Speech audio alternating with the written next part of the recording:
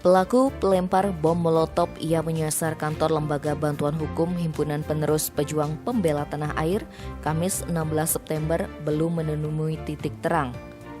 Menurut sumber petugas yang enggan disebut namanya, Minggu 19 September, polisi sudah mengambil rekaman CCTV di kantor yang terletak di Jalan Pidade 13 nomor 22 Banjarsari, Kelurahan Ubung, Denpasar Utara itu untuk diperiksa lebih lanjut.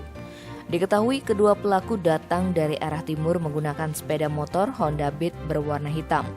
Keduanya sama-sama tampak mengenakan jaket hitam. Jelas sumber tersebut, aparat Satreskrim juga berusaha memperbanyak keterangan dari saksi-saksi termasuk juga bukti serpihan bom berbentuk botol kaca yang sempat meledak disertai nyala api. Sementara Kasat Reskrim Polresta Denpasar, Kompol Michael Huta Barat mengaku masih terus melakukan penyelidikan.